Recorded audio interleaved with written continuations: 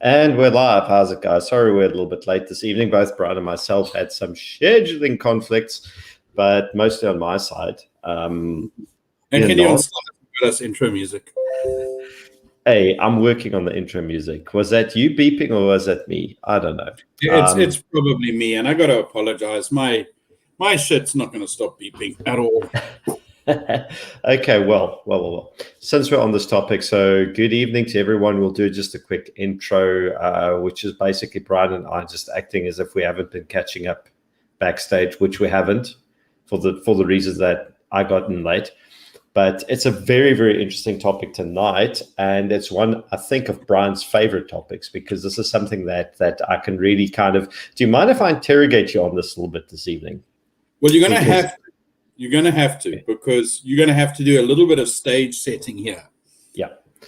So for those of you who missed it, after 6 long years of hiding it from the public, the Civilian Secretariat of Police released their infamous, or rather from our side of the fence, their famous Wits School of Governance, WSG, report into the effect of the Firearms Control Act on crime for a 15-year period spanning from 2000 to 2015. And it makes a couple of really, really, really interesting conclusions and even more so recommendations. It's a long document, referenced and researched. Sorry, did you lose me there for a second? Yeah, just for a little bit. I wonder why that happened. Okay. It's meticulously referenced and researched. They did a really, really good job. But the ultimate, the most important conclusion of this is that the Firearms Control Act is not important in the overall effect on violent crime. Now, can I come in here? Before you do, I need to add to this. They controlled for numerous factors. No matter what you do, if you hold the Firearms Control Act constant, in times of strong policing, where there is lots of funding, training, major police operations. So never. Well, in the early 2000s, there were quite a bit of it, as well as in the run-up to the World Cup, right? When you were still there, when you were still kind of there. The violent crime rates decreased strongly with the presence element. As soon as is my internet or yours? Hang on 1 second. Sorry, are you losing me a bit there? I am, but what I'm going to do is this my connection or your connection? No, it's probably. Hang on.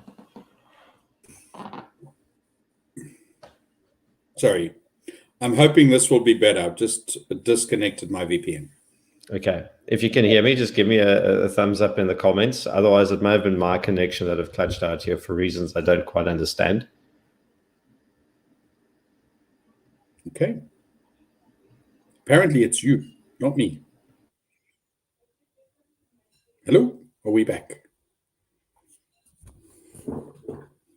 Hello. I'm in the show.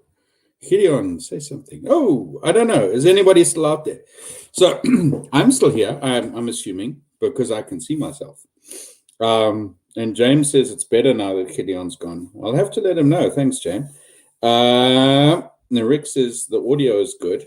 Rick, we need to whip him into shape a little bit. And Beth says it's always Gideon. Oh,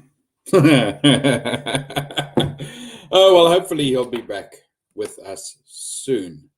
But let me try and keep you entertained for just a little bit. And I'm super bad at streaming by myself, which is why I don't. But he's going to come in and cover this impossible to explain in any other way but logical fact, is that when we have seen times of very stringent policing and we've seen a reduction in crime, it has been at a time where the rate of firearm ownership has been increasing. as opposed to decreasing, right? So yes, sorry. Oh, he is back with us. Gideon, you want to come in on that one? Well, basically everything you're saying is entirely correct. So when because I'm a genius. Exactly. So when the strong policing element was removed after the World Cup around about 2011, that's when our violent crime rate started increasing again. And subsequently, our violent crime rate has increased, or rather, our murder rate has increased every single year since 2011. Now, I mean, the report goes on to make a couple of further recommendations where it said it uses the words the authorities and the government needs to let go of its obsession regarding the Firearms Control Act as a solution for violent crime, and shift that focus onto policing. Okay, that's the first thing. The second thing that they then mentioned is that it makes more sense to rather amend or get into working different acts that actually supplement policing, as opposed to just focusing on strengthening the FCA all the time. So they pointed out certain elements to the Dangerous Weapons Act could come into play, as well as different elements to the Criminal Procedures Act and things like that. But again, even when they mentioned those, they mentioned that purely as like a auxiliary measure, where the primary focus, or rather, kind of how that they mentioned it as an unimportant aside, like that judge who mentioned, oh, firearm ownership is a privilege, not a right, because he was just regurgitating some little strap phrase he heard. Well, let me put it this way: between the, I think, 13 or 16 recommendations the report makes, only one of them involves amending other laws and using legislation to enhance what's going on. The other 12 to 15 recommendations are purely policing related stuff. One of the things that was quite ahead of its time, considering this report dates from about 2015, it said that the advent and progress of 3D printing technology will probably make the FCA irrelevant in the future, which puts a further emphasis on the fact that policing is going to become far more important than relying on the act to fix stuff. Cool. So am I allowed to make some input here? Yes, this is exactly. I just wanted to put these to you and go, Brian, go. So in various discussions, in various forums, from silly online ones where I'm no longer welcome to, Paratus and various other places, I have very, very consistently, and you and I actually both very consistently said, this correlation between the FCA, the Firearms Control Act, and crime is a complete and utter myth.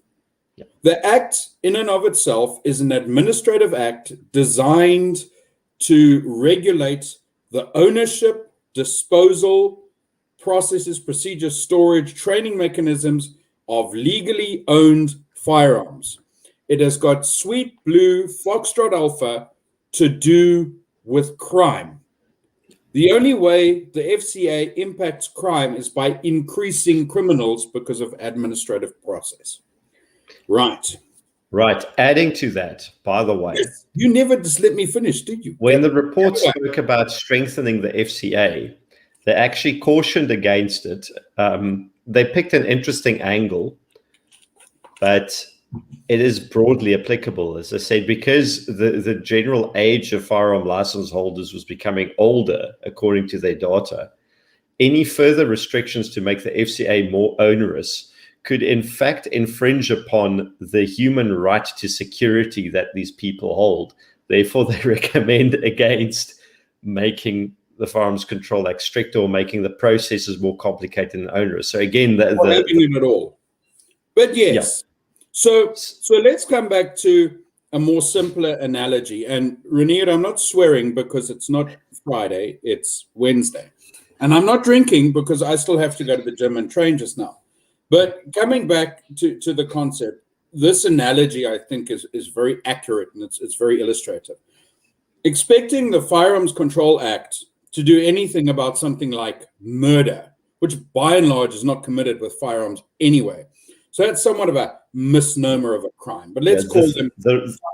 The report referred to as less than a third of all murders being committed by use of firearms, and I'm fewer. surprised it got to a third. To be quite honest. And fewer than 5% of all criminal complaints to the SAPS involve FCA, so-called FCA-related offences. So, yeah. Because the FCA is not designed to deal with criminals. Again, Exactly. It assumes buy-in and adherence to the regularity for it to be applicable. Because why? A firearm which is in the illegal possession of somebody else is not impacted by the Firearms Control Act. How can it be?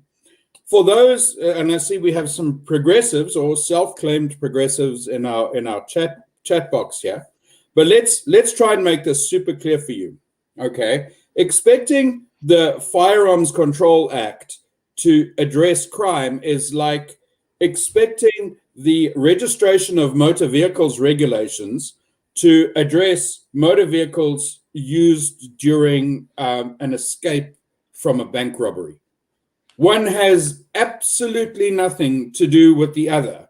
You might, by chance, if you have a very wide awake law enforcement officer who's going around and seeing that the little disc is expired or anything like that, sure, they might perchance, but that is dumb luck. That is not the intent of the law. Similarly, you can use the FCA for someone to charge someone with the unlawful possession of a firearm to which they don't have a license, but you have to catch the person first, and the FCA does nothing for that. So it does nothing to enhance policing in the country, right? It is administrative law, and that's where it should be. And the stupidity of Gun-Free South Africa, of Bheki Cele, right, the Police Civilian Secretariat collectively, to continuously harp on and on and on that administrative law can impact crime is just indicative of the fact that their IQ is so far below room temperature in the middle of Sutherland during winter. I'm surprised they actually realized how to turn on a computer to make their silly Twitter posts. Can I quickly pile in before I lose this moment? Sure. But the WSG, so the Wits report, did not intend to debunk any of the gun control, gun-free South Africa myths.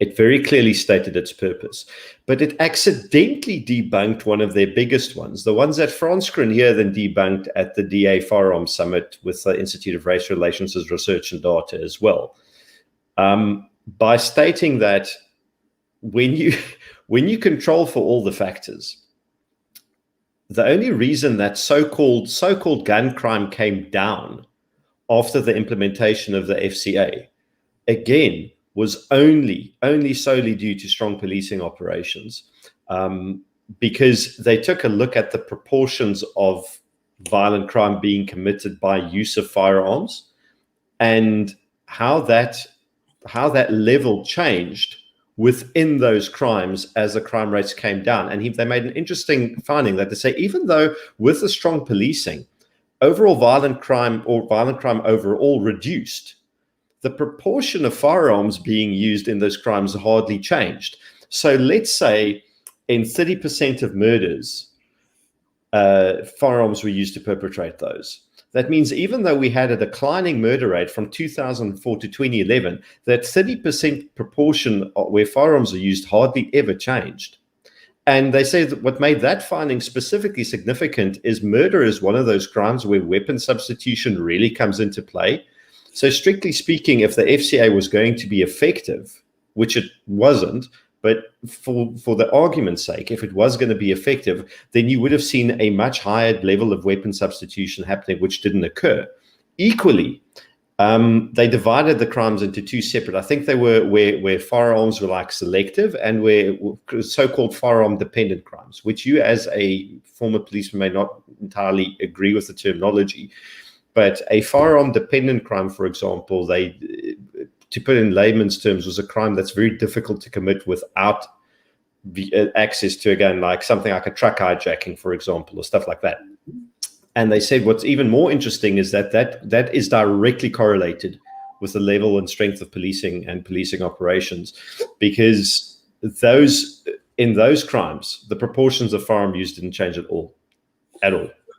So can we look back rather for an explanation to law, which I don't think is going to be fertile ground to find it, and look back potentially to this concept that policing by and large requires the permission of the community. Okay, can we agree on that one? There needs, and the progressives will like this because, you know, they like, and well done, Victoria, for signing the bill, and I agree with you. We're going to answer your other question just now, but I agree with you, the bill made no sense because it was probably written by idiots. But let's come back to this.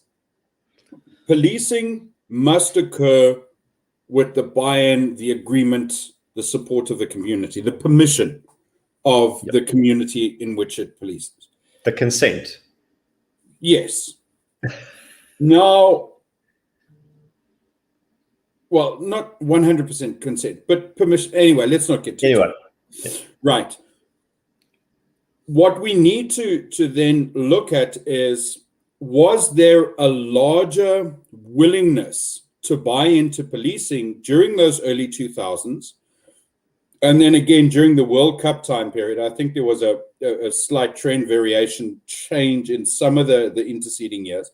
And then the very much changed scenario since then, where we've seen a general decrease in policing and increase in criminal activities. Can we use those as sort of very broad parameters and say, well, I think so. What were circumstances in the country, either in those early 2000s and then around the Football World Cup time period, so the 2010, it was basically 2009 to 2011 or something around that period. What were the circumstances there that facilitated that level of buy-in? Was it perchance, and usually, and I know this sounds a little bit counterintuitive, but usually the less onerous legal regime and framework you have in place, the easier it is to police because the more supportive the community are of you, right? Once you start creating this incredible, and you can see it in something like, the abalone poaching environment, the more pernickety and strict they made the regulations, the more difficult it became to police that very specific environment, because you no longer had the buy-in from that general community, right, in order to facilitate your policing. And that buy-in is a big deal, because you can write whatever you want in a law book. When you're enforcing that law, you need, well, your primary currency is information, and that comes from the community. Now, there are ways you can elicit information or extract or harvest information, gather information from a generally combative community, but it's far easier and more efficient and more effective to do so within the scope of a very cooperative community, right? One of the sort of logical pathways of policing with a community's consent. And communities, by and large, do not like to engage with enforcement agencies when they have a very complex, very strict, very onerous legal environment with which they are not familiar. And it doesn't really have to be something like firearms or even the criminal code. It can be something, like privacy regulations, or it could be something like, getting your PDP and can I do this and can I do that? And who's the last person you want to ask is the person who's saying yes or no, right? And unfortunately, by owning an enforcement mechanism of administrating this very onerous law in so many aspects, not just the policing of it, but the issuing of the licenses and all of that.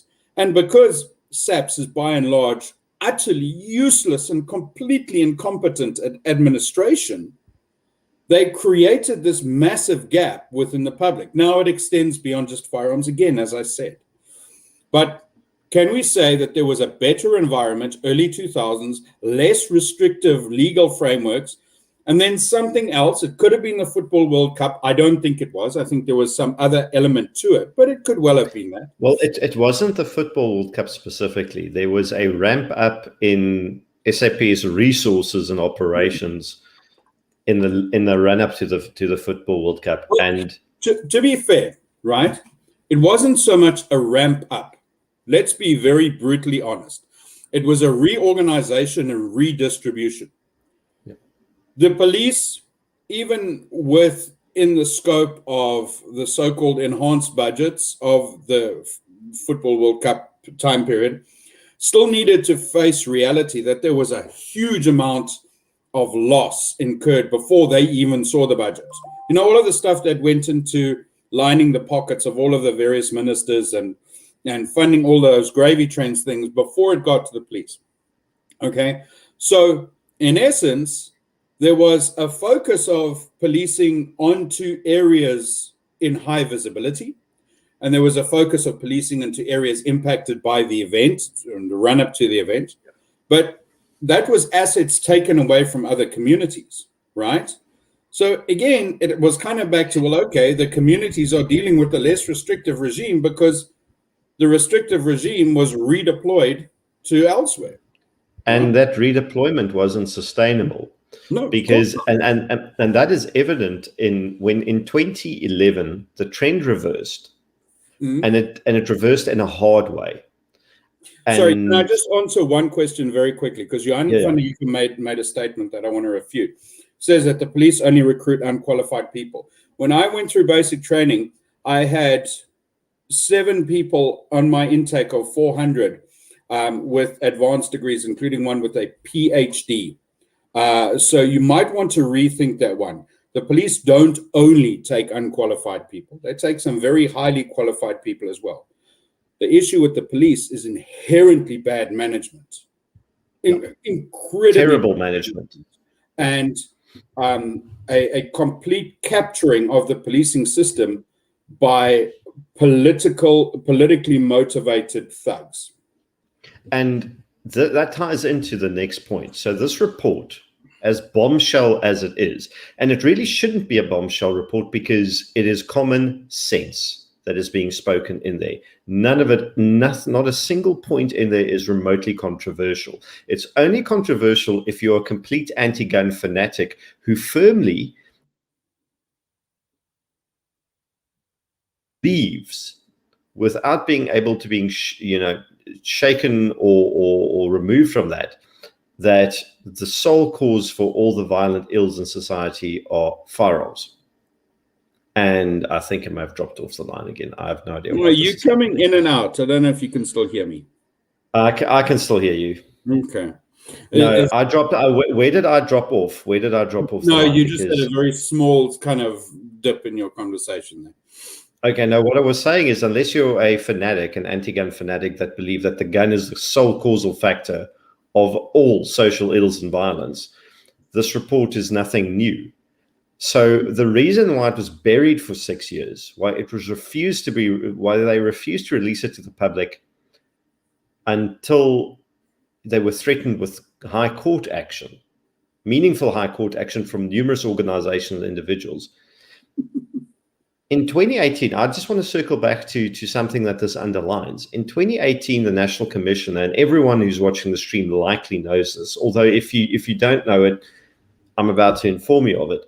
The National Commissioner admitted to Parliament, and it's on video, that it is impossible for the SAPS to fulfill its constitutional mandate. And its constitutional mandate is essentially 4 items, which you can go Google because otherwise I have to look it up and then my connection is going to crash again because for some reason I am plugged into the router and it's still very, very bad.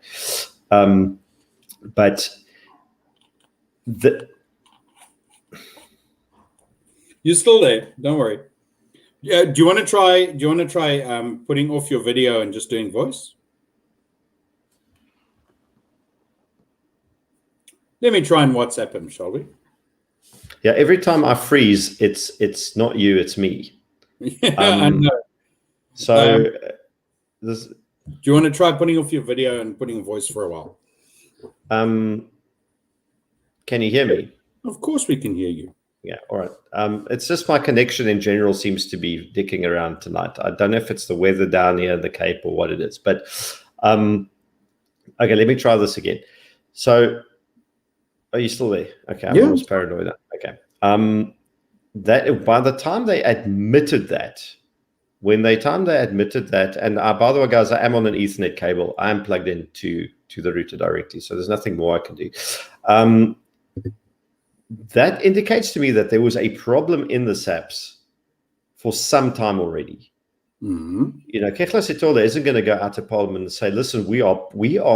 Pardon my French, but I think a swear word is kind of relevant here and appropriate.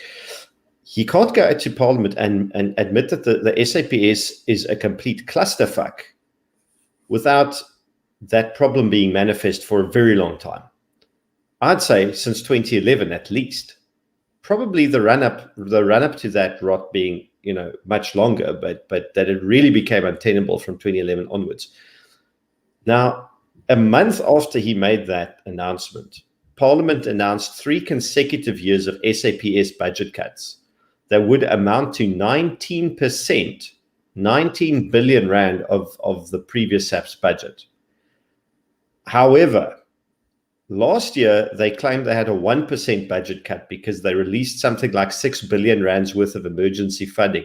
That 6 billion rand was released to pay overtime salaries and to procure PPE that was stolen and do other crap bullshit. So you can't count that 6 billion as an injection. So they had closer to a 7 billion rand or 7% budget cut last year. This year, they cut the SAPS budget by 11%. If this trend continues, by my projection, we're looking at a 30% SAPS budget cut by the 2023 financial year. This does not correct for inflation, which is at 4% a year, which means if you add that additional 12%, the SAPS has lost 42% of the purchasing power it had in 2018 by 2023. Now,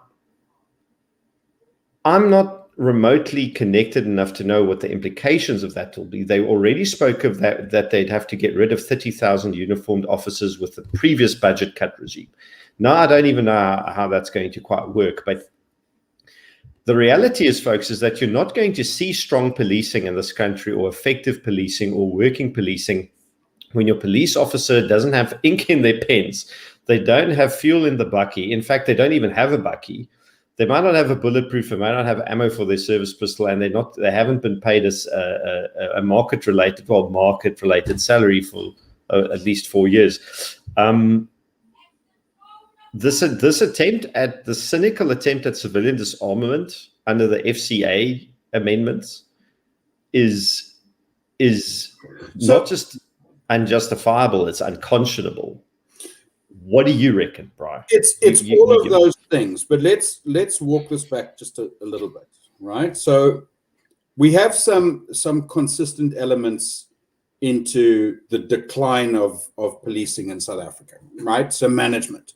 Beke Cele being one of the most significant contributors, but Fieg and Selebe, all of them add to that. And let's also not forget that they're not alone in that. There is a massive middle ground of utterly abysmal management in the South African police, right? And this is not just, oh, well, we can all blame it on post-1994. There are a whole bunch of pre-1994 police officers who are sitting in at colonel, up to brigadier level, so who are thugs, who are corrupt, incompetent fools, who just because of their connection and just because of their ability to in a psychopathic manner project this somewhat of a gregarious character, remain in place.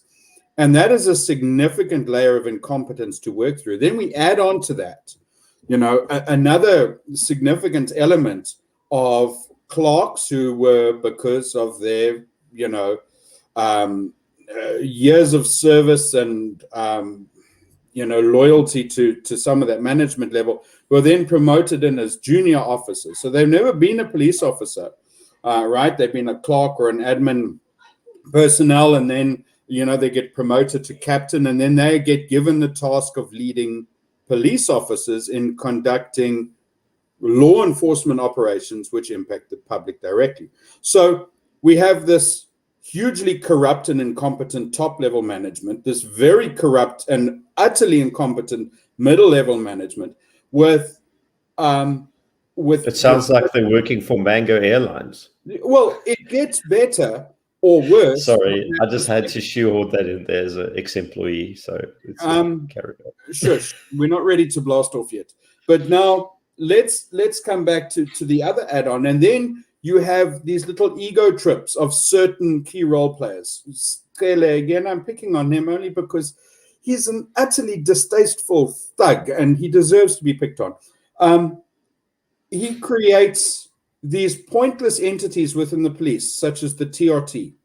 To what end the TRT gets created is quite purely to fulfill his own ego trip. Okay? Well, you remember your favorite story about them being deployed to combat domestic violence in Khayelitsha? We can talk all about that, because, yes, that is one of those examples. We see an increase of domestic violence and crime which occurs within a residence, to which there's a strong causal link to drink and alcohol abuse, etc. That is true. But it's usually foundated or occurred within a residence. And he deploys the TRT to drive up and down in their streets so that they can intimidate the people, because that's pretty much all they do. And somehow this is meant to address a crime within a residence.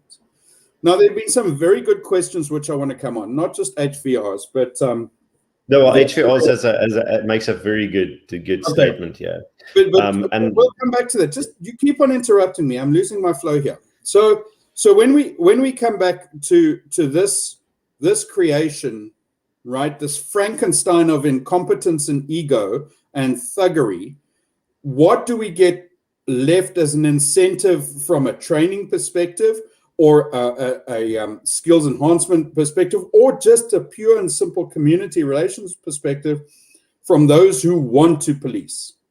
Now, again, are there pools of excellence within the South African Police Service? Of course there are. Is every single general, in command an utter incompetent thug? No. I know personally quite a few that are excellent. People like Andre Lincoln, who would make an awesome national commissioner, in my opinion. We've had Leonard Max on this stream before on numerous occasions. There is a great deal of excellence. However, the layers of incompetence and rot that they would have to excise would certainly, in my opinion, make a very valid argument that you just dismantle the whole thing in police by community, as it should be in any event. Now, may I address a few questions here? Yes, please. I kind of get the feeling I've lost the point anyway because I was waffling. But Victoria asked about the flow of firearms in from across the borders. Let me go find a question. Victoria, if you're still here, okay, I will find you. By the way, thank you for joining us. We always like having progressive on, because it's nice to actually reach, and I'm being dead serious, it's really cool to get out of the usual echo chamber, and we appreciate it. Absolutely. That's really what we're about. Now, coming back to this, so she asked... Because she asked two good questions. Okay, well, I'm going to focus on the first one. So she asked about what numbers are we looking at in terms of the cross-border flow of firearms, right? And Victoria, unfortunately, we don't know, because of the variety of sources of that. A great deal of it is from the so-called old struggle days and arms caches and the civil wars in Angola and in Mozambique, etc. And that accounts for a significant proportion, because, quite honestly, when you prepare for war, and I know a little bit of firsthand in my post-policing career, having seen the scale of logistics that the old sort of Soviet bloc countries could bring, it's impressive. It's incredibly impressive. So that by itself is not a small number. That's definitely a component, and I think will continue to be a component for a while. But we also need to remember that it's not just the 60s, that there is an ongoing influx of firearms and weapons by illicit means to a variety of groups. But here is the kicker. In my estimation, and I base this purely on my own experience, my anecdotal understanding from people who are still within the realm, that the South African Police Service or the South African state is probably the largest supplier of firearms to criminals in South Africa, right? And it's not, as they would like to tell you, oh, yes, but it's firearms they've seized and lost, etc. A large proportion out of it is. But most of it is their own stock. And they have a lot, right? And every time they show you those little pictures of all of the firearms being destroyed and stuff, right, that's a very small drop in a very big ocean of what the governmental arsenal is. And also, please note what gets destroyed if you zoom in on those pictures. It's usually some Lee Enfield, some 38 Special snub-nose revolvers, some rusty old, rusty relics that no criminal would ever prefer to use as their first option. And then like Victoria asks a second very, very relevant question. I quite like this one because I think she's spot on, to be honest. To a degree, I think there's much more failure than just this that you mentioned. I think there's a much bigger failing in policing, as we kind of unpacked earlier. And this is just a segment of it. So can I add to that part, right? Yeah. Because that is by and large them trying to input into administrative law. Now, again, there's certain fundamentals of logic at play here. The police or an entity that enforces the rules or the law should not write it. By no means should that happen. And that's true beyond just law enforcement. That's true if you look at it from a risk management perspective or from an economic perspective, right? The regulator should not be the sole entity to write the regulations, okay? There needs to be an absolute understanding. And when I say regulations, that's pushing the analogy. I mean the law. Okay. There needs to be an absolute understanding of differentiation.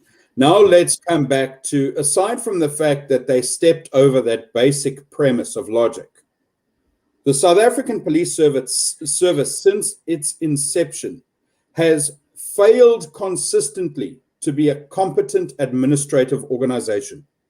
It has, without a doubt, been a very good policing organization. It used to be. But from an administrative perspective, especially when it comes to enforcing politically motivated administration, such as it used to do during the apartheid years, such as it does in terms of trying to implement PDP systems, professional driver's permits, such as it does trying to administer the Liquor Act, such as it does trying to administer the Firearms Control Act. It is a consistent failure in terms of that. And it's not really logical to expect it to be a success because it doesn't, by and large, recruit administrators. It recruits police officers. And there is a significant intellectual and practical gap between the character profile of those two ones, which is yet another reason why you shouldn't promote administrators to be police officers unless they go and become police officers first. Okay. Does that add a little bit of color to what you were saying? I think that adds a lot of color to what I was saying. And I mean, look, we can talk about struggle era arms caches as well, just to quickly circle back to the cross-border thing. We have a hot war in northern Mozambique. Mm-hmm. We have consistent hot wars in countries not all that far north from where we presently are. Swaziland. Like, trafficking illicit arms into this country is not difficult at all. And I'm just saving my breath. Okay, there's about to say, just saving my breath in case my connection ditched. Trafficking illicit arms into this country, or rather trafficking arms illicitly into this country, is not difficult at all. If you look at what happened in Sweden, because there was an upsurge in grenade attacks not long ago, to the extent where the Spectator wrote an article that I think Sweden was the grenade attack capital of the world at one point. Because what used to happen is the gangs in Sweden bought their AKs from like Yugoslavian, well, I mean, Yugoslavia doesn't exist anymore. So by me saying Yugoslav, I mean anything that contained possibly like Bulgaria, Serbia, Kosovo, Albania, whatever in it, used to sell exactly full auto like AK type firearms to criminals in Sweden. But they had a metric ton, F-ton of hand grenades that they also had access to, and they wanted to get rid of the hand grenades. So what they used to do as a deal sweetener is they would include like a couple of hand grenades with every AK. It's like, cool, you buy X amount of AKs from us, we're just going to put the hand grenades in there. And the gangs are like, cool, we get the free hand grenades. We don't really have a use for them, so I suppose we're just going to use them in general. And then you found incidents where hand grenades get thrown into blocks of flats. Hand grenades got thrown into a kindergarten that fortunately didn't go off. There are a whole bunch of these weird grenade attacks. And I think fortunately for Sweden, most of the ones that detonated in areas that were like didn't cause any harm. And those that did detonate didn't miraculously didn't do all that much harm, which kind of detracts from, you know, the danger element to the hand grenade, considering how shit the grenade attacks went. But that's just to illustrate that in a so-called first world developed economy in the Eurozone, you could very easily get hand grenades and AKs. I mean, what we are at the southern tip of Africa, guys. There are countless conflict zones to our immediate north, all the way to the Mediterranean Sea. We're not going to have a shortage of like military grade stuff. All right, that's not going to happen. That's never going to happen. It's not going to say that we're going to run out of cannabis anytime soon, right? Bad analogy, because you get where I'm going, but it's not going to happen.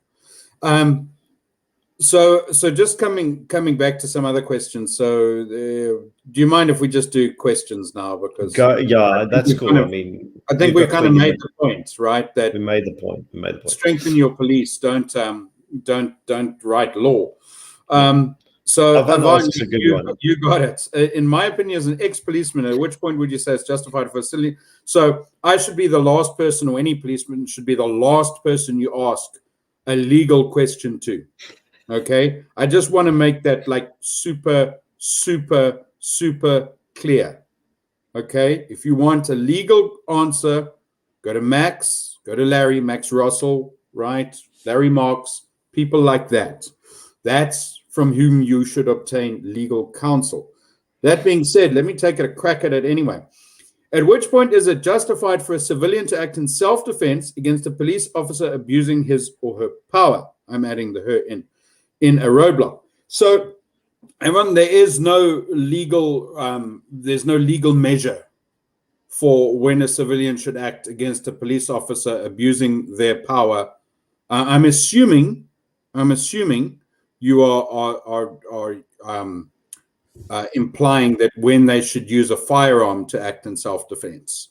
Okay, there is a very standard parameter for the use of force during self-defense, which includes the use of a firearm or deadly force during private defense in South Africa, and it is not specific to a police officer. It's not specific to whatever your standing is. In fact, the only assumption it makes is that your actions are those of a reasonable person, and thereafter your actions must be proportional in response to an imminent or ongoing deadly threat. Yep. Right? And I'm giving you a horribly paraphrased version of it, but in essence, you ask the question you shouldn't be asking, because it doesn't matter who the perpetrator is of the force. If the reasonable and proportional response thereto is to use deadly force, it doesn't matter who they are. Yeah, right? I mean, if you need to be in the legal rights. Okay, you can't break into someone's house and then sort of claim self-defense because they stood there with the gun. Okay, sorry. So you need to be in the legal rights, and if they're in the legal wrong, it doesn't matter what their standing is. Yeah, and the uniform doesn't matter. It doesn't give it gives the police officer more powers than an ordinary citizen, but it doesn't give them power to the point where they can break the law and you're not allowed to defend yourself when they are trying to murder you, for example. I presume that is a very out there example, but if the policeman is trying to murder you with the correct term, murder, then yeah, you don't have to allow them to murder you because that uniform. So Russell also asked a good one. He asked, why would we say the SAPS disbanded the specialized units like murder and robbery and serious and violent crimes? Well, they didn't disband serious and violent crimes. That's actually still a thing. And over the years, despite the fact that they were effective. So Russell, I think General Max actually covered this pretty well during both the times he's been on the streams. It was purely and utterly political. It was a result of Celebi's misunderstanding of his constitutional powers, his mandate, etc. And quite frankly, because of a complete lack of testicular fortitude amongst the police top management who should have put him in the right, with the exception of one or two. So that's why. Also, let's have a look at the specialized units, and they did. I mean, there was an utter slaughterfest when they took away not even fortunately, thank goodness, there were certain units which were untouchable, such as the Special Task Force. I mean, I'll be quite honest. I'll be broad, but still very honest.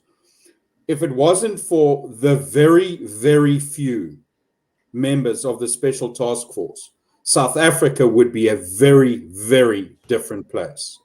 I will say categorically that small unit, and what's it at its biggest, about 200, 250 people, have made destiny-changing actions in the course of South Africa's recent history, a lot of which, we will never find out about, and certainly never find out the fullest extent. But if it wasn't for small units like that, and some other ones, Air Wing, etc., South Africa would have been a very different place. But yes, you're right. Why did they do it completely and utterly political?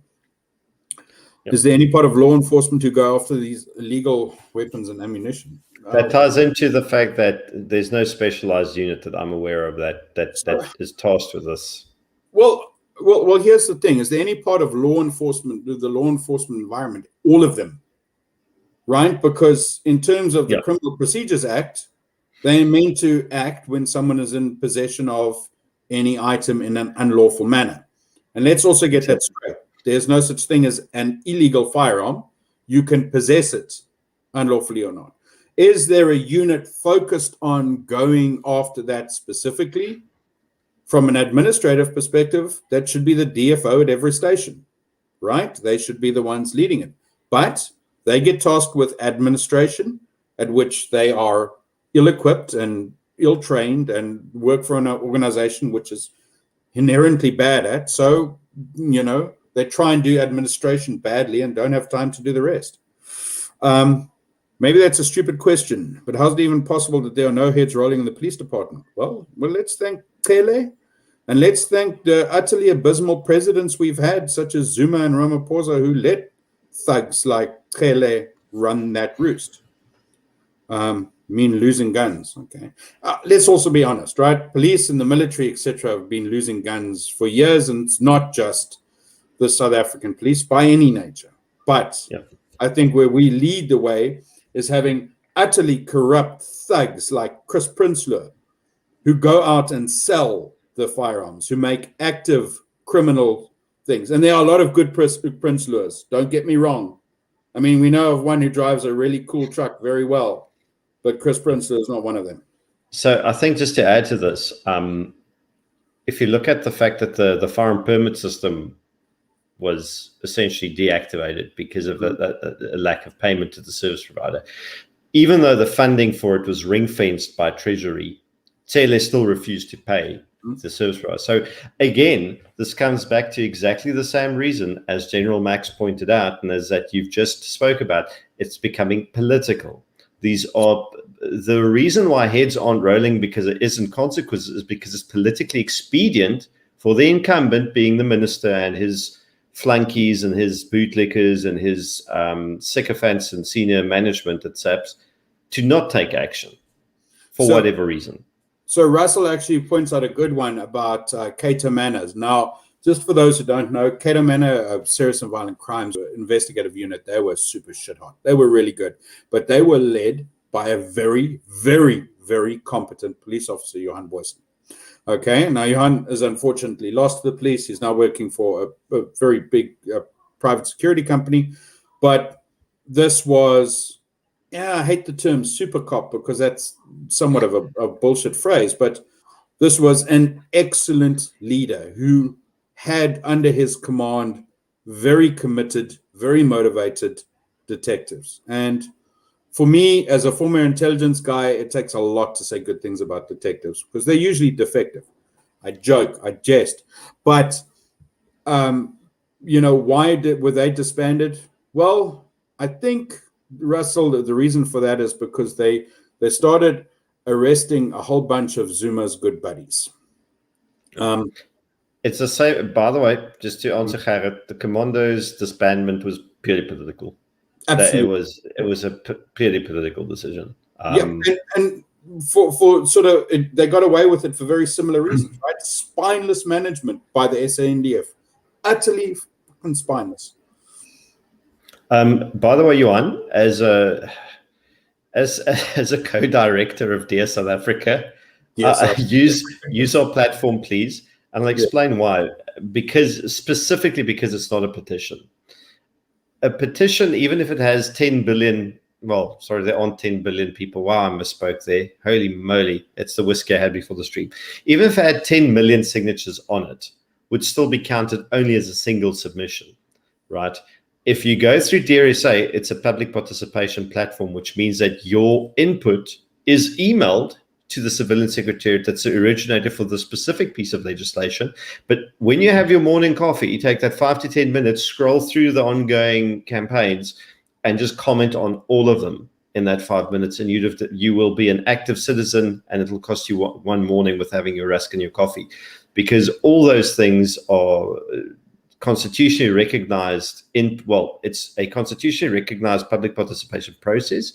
All that DRSA does is we facilitate it by putting your stuff in a legal format and getting it to where it needs to be, as well as counting it, tracking it, and make sure that if stuff goes sideways afterwards, we've got the evidence of what the outcome of that public participation process was. That's a very long-winded way for me to tell you, just use DRSA.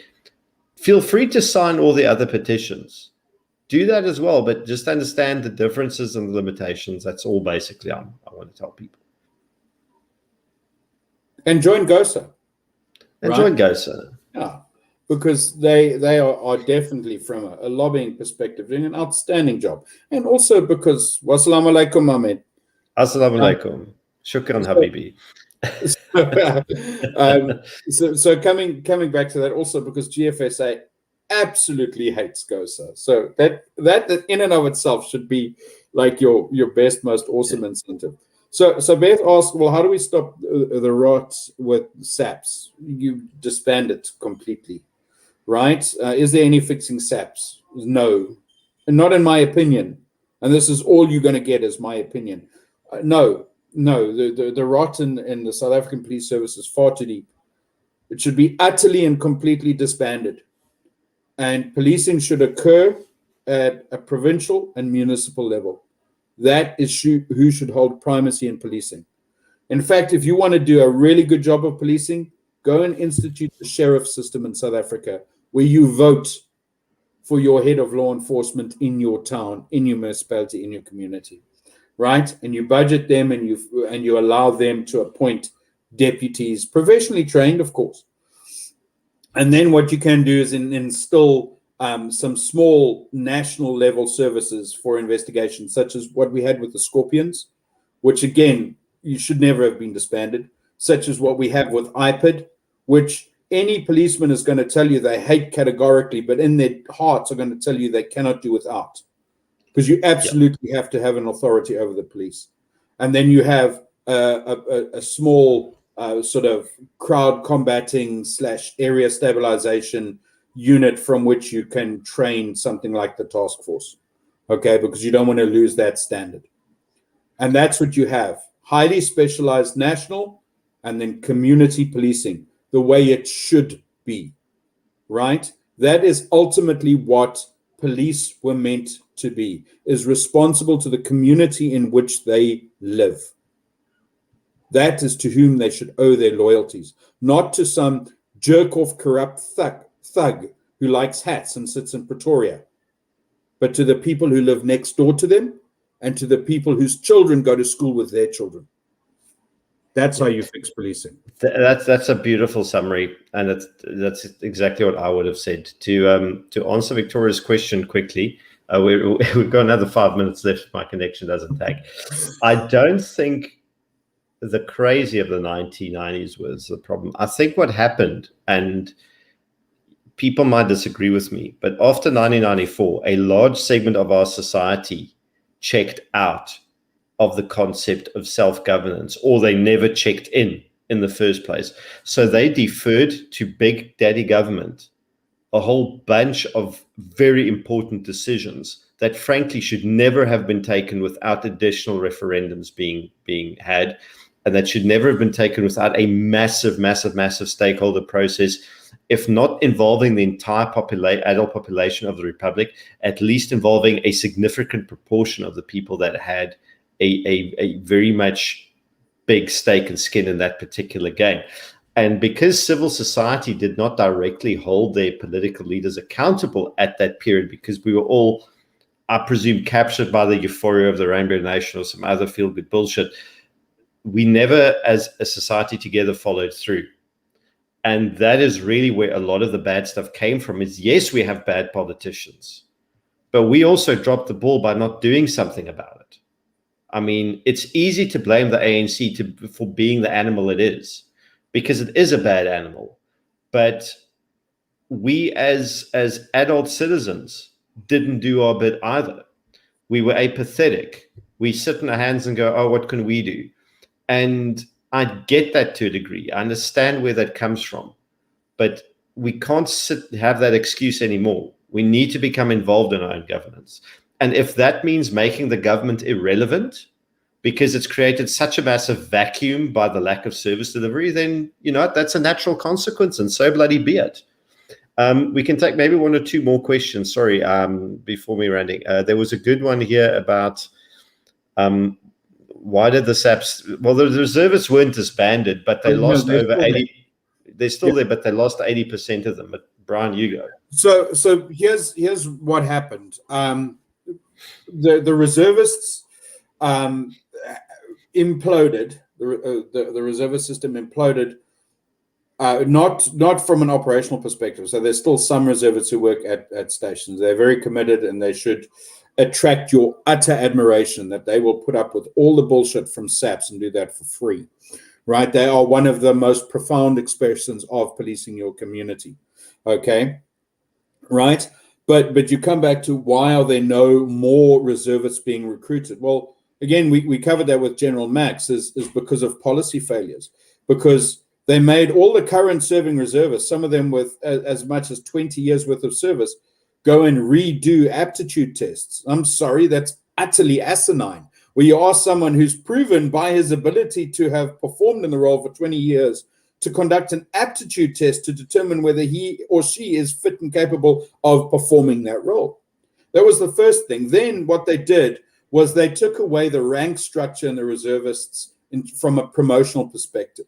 So anybody joining could no longer progress from constable to sergeant to, well, whatever the flavor of the day is, warrant officer, inspector, whatever they want to call it, and upwards. That reservist was only a reservist and could only reach and attain the rank of reservist going forward, right? So there was no incentive for them to promote. And then let's also be fair.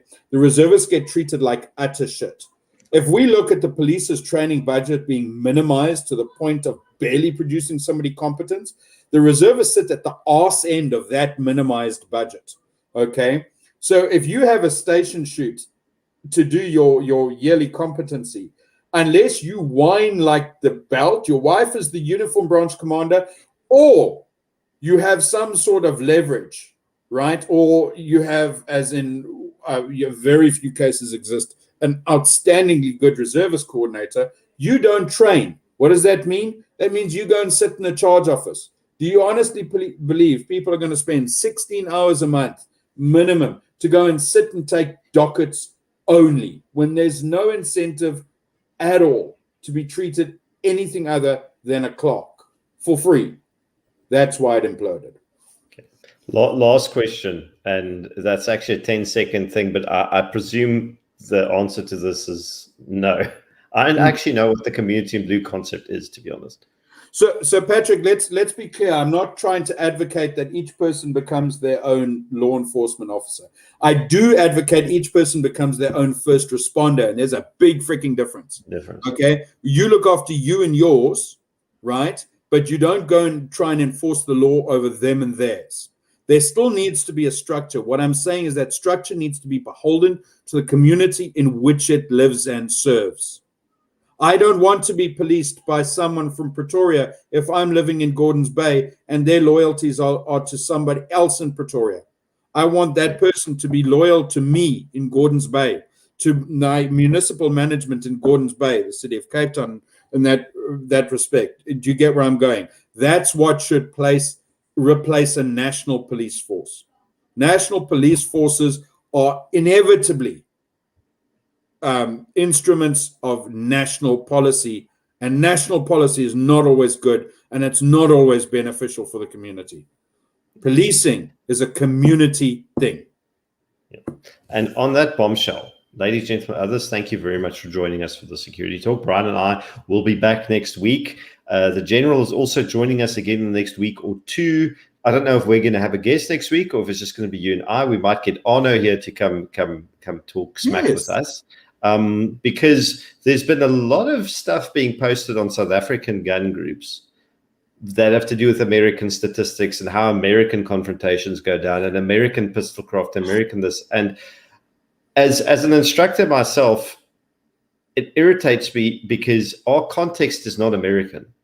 Yes, there's a lot of overlap. Yes, there's a lot of stuff that we can learn from them and them from us. But ultimately, how stuff goes down in SA is very different from how things go down in the US. And I think our fixation on that is not helpful.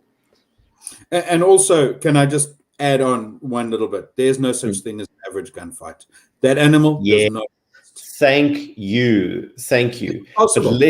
But this is a great trailer for next week. So if you like what we're saying, if you want more of this, join us next week, Wednesday night at 7 p.m.